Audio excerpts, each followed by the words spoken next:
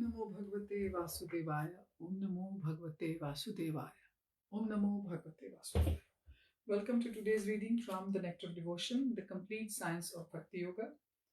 By His Divine Grace, A.C. Bhaktivedanta Swami Prabhupada, Srila Prabhupada Ki Jai. We will continue from chapter 3 today. But before that, we will say the prayers for the 6 Goswāmīs.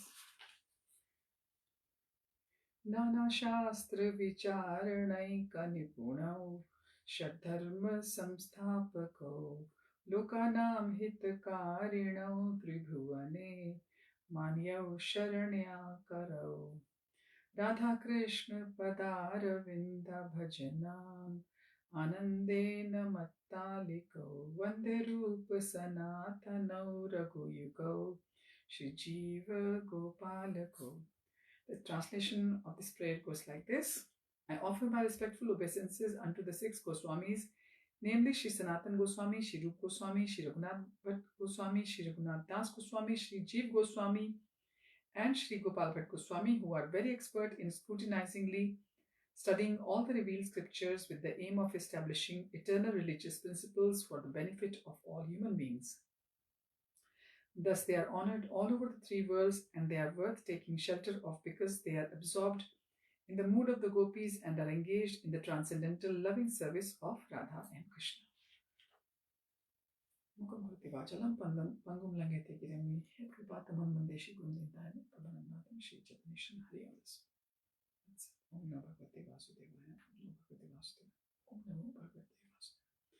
So the 3rd chapter in the Nectar of Devotion is titled Eligibility of the Candidate for Accepting Devotional Service.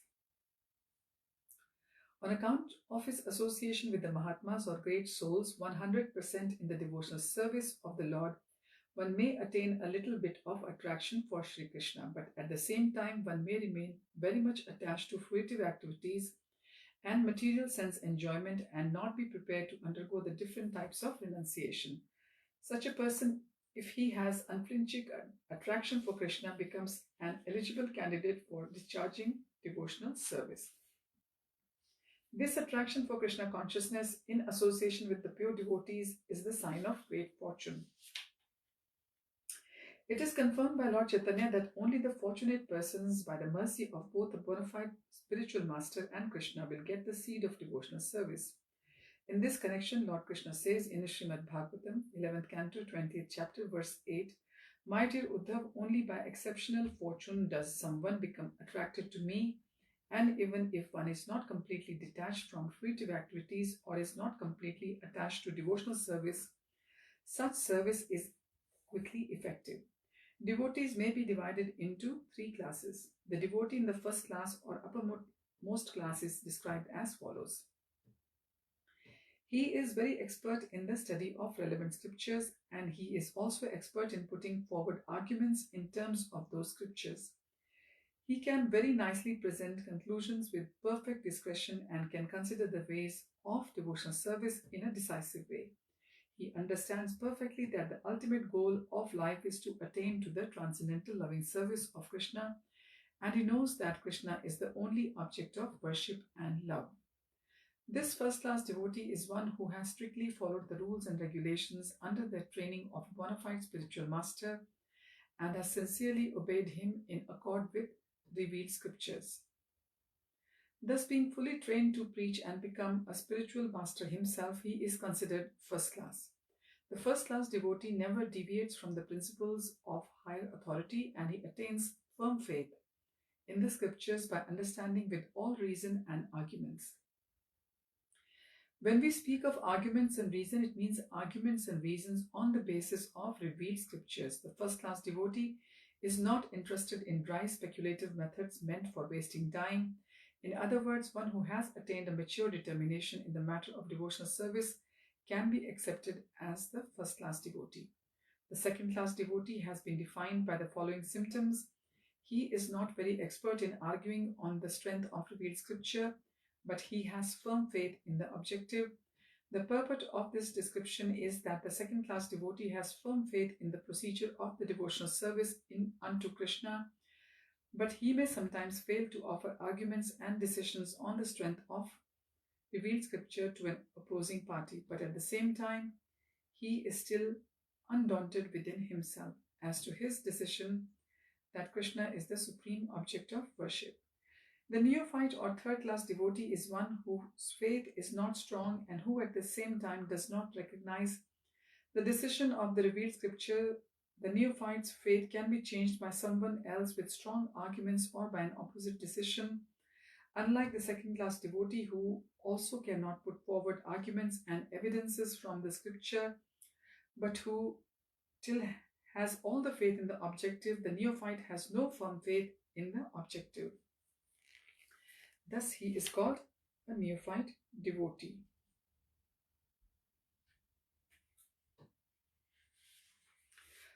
Further classification of the neophyte devotee is made in the Bhagavad-Gita. It is stated that 4 classes of men, namely those who are distressed, who are in need of money, those who are inquisitive, and those who are wise, begin devotional service and come to the Lord for the relief in the matter of their respective self-satisfaction. They go into some place of worship and pray to God for mitigation of material distress, or for some economic development, or to satisfy their inquisitiveness. And a wise man who simply realizes the greatness of God is also counted among the neophytes. Such beginners can be elevated to the second class or first class platform if they associate with pure devotees.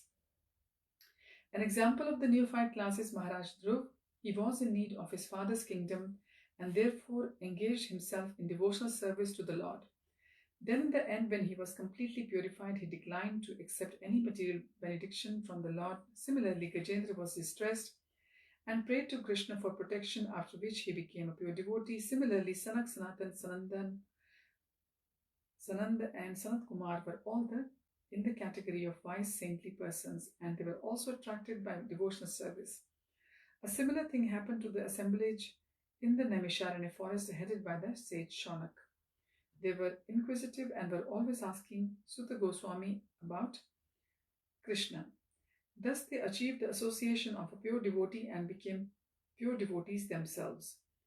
So that is the way of elevating oneself. In whatever condition one may be, if he is fortunate enough to associate with pure devotees, then very quickly he is elevated to the second class or first class platform. These 4 types of devotees have been described in the 7th chapter of Bhagavad-Gita, and they all have been accepted as pious. Without becoming pious, no one can come to the devotional service. It is explained in Bhagavad-Gita that only one who has continually executed pious activities and whose sinful reactions in life have completely stopped can take to Krishna consciousness. Others cannot. The neophyte devotees are classified into 4 groups: the distressed, those in need of money, the inquisitive, and the wise. According to the gradations of pure pious activities, without pious activities, if a man is in a distressed condition, he becomes an agnostic, a communist, or something like that. Because he does not firmly believe in God, he thinks that he can adjust his distressed condition by totally disbelieving in him. Lord Krishna, however, has complained in the Gita that out of these 4 types of neophytes, the one who is wise is very dear to him, because a wise man, if he is attached to Krishna, is not seeking an exchange of material benefits. A wise man who becomes attached to Krishna does not want any return from him, either in the form of relieving distress or in gaining money. This means that from the very beginning, his basic principle of attachment to Krishna is more or less love. Furthermore, due to his wisdom and study of Shastras, that is the scriptures, he can understand also that Krishna is the Supreme Personality of Godhead. It is confirmed in Bhagavad-Gita that after many, many births, when one becomes actually wise, he surrenders unto the Vasudev, knowing perfectly well that Krishna, or also called Vasudev, is the origin and cause of all causes. Therefore, he sticks to the lotus feet of Krishna and gradually develops love for him. Although such a wise man is very dear to Krishna, the others are also accepted as very magnanimous.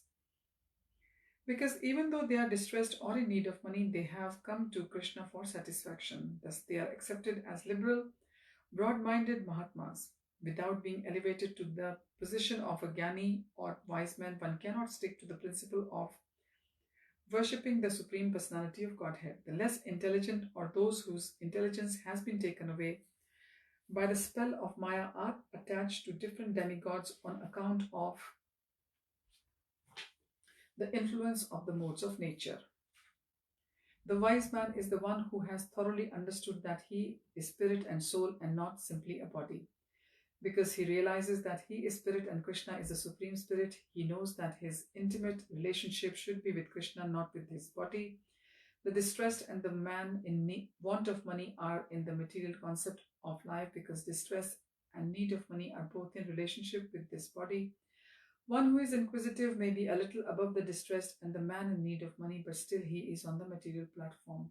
But a wise man who seeks Krishna knows perfectly well that he is spirit, soul, or Brahman, and that the Krishna is the supreme spirit, soul, or Parabrahman. He knows that the spirit soul, being subordinate and finite, should always dovetail himself with the infinite and supreme soul, Krishna. That is the relationship of the wise man with the Krishna.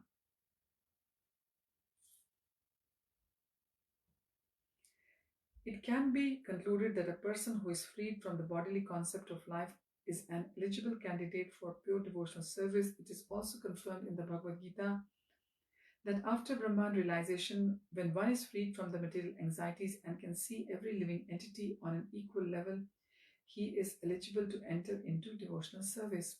As stated before, there are three kinds of happiness: material, spiritual, and devotional. Devotional service and the happiness due to its execution are not possible as long as one is materially affected. If someone has desire for material enjoyment or for becoming one with the Supreme, these are both considered material concepts.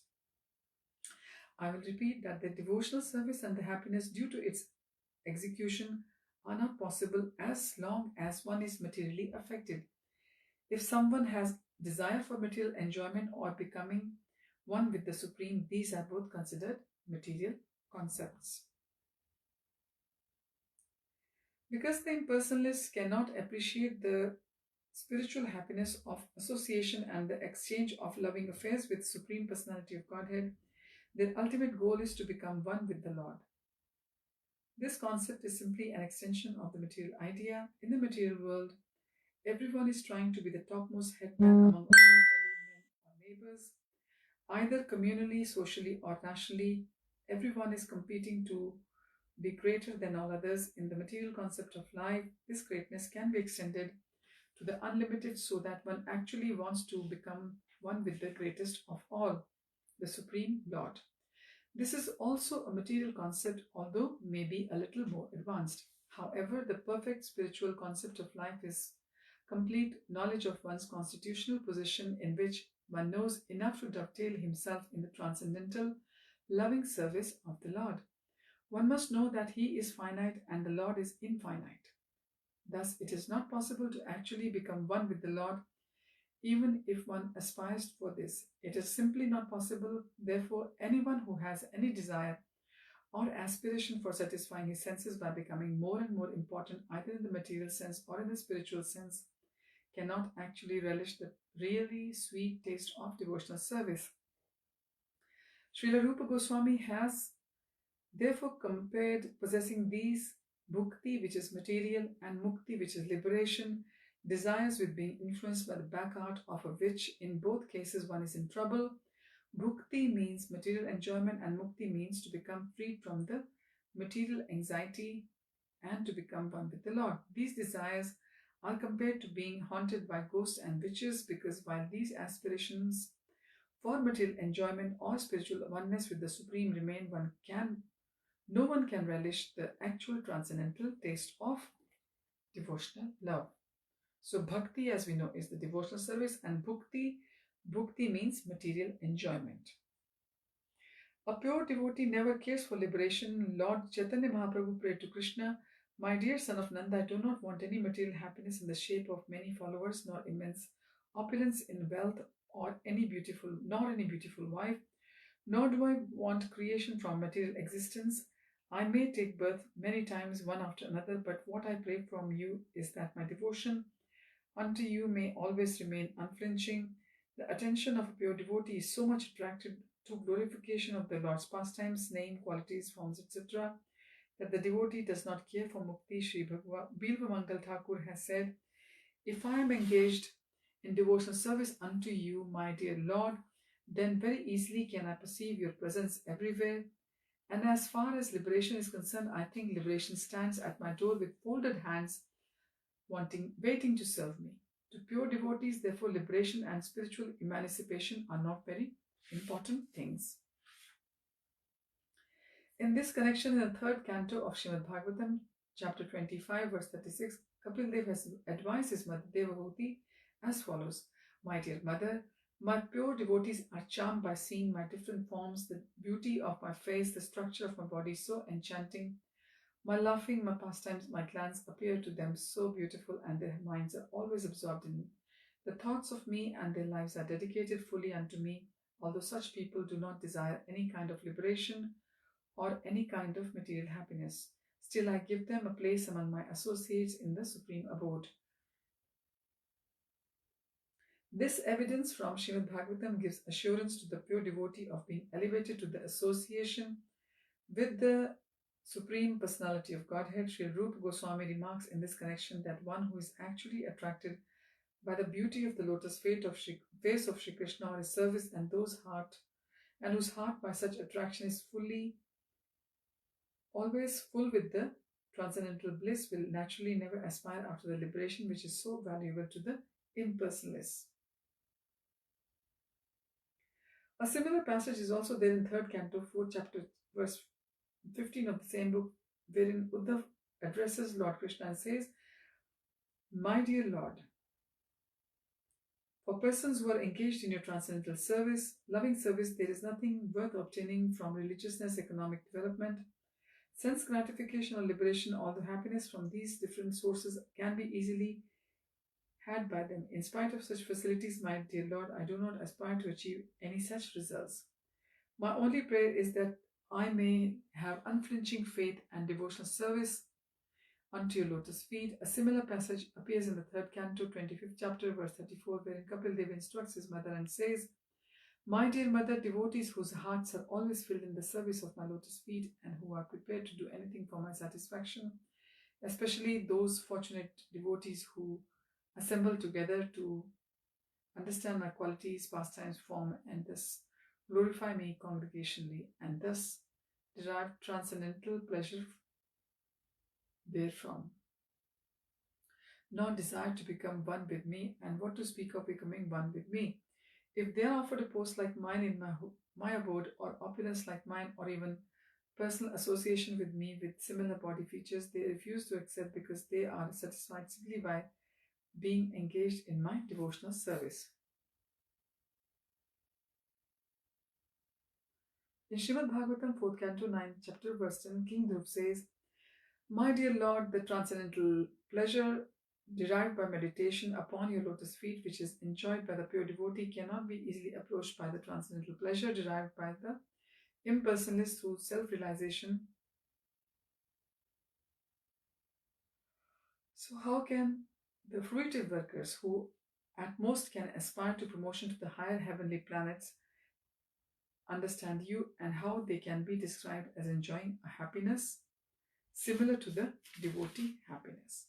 So this brings to the end of the 3rd chapter. We'll continue the 4th chapter next time. Thank you for joining. That's Hare Krishna, and very happy Dashara to you, and also the appearance day of Madhvacharya, the founder of Acharya of our Gaudiya, Madhava Gaudiya Vaishnava Sampradaya, Brahma Gaudiya Vaishnava Sampradaya. And also thank you to Srila Prabhupada for translating these granthas for us. If it wasn't for him, we would have no clue that some such gems have been left by the Acharyas for us. Hare Tatsat, Hare Krishna. Krishna Kaviraj Goswami ki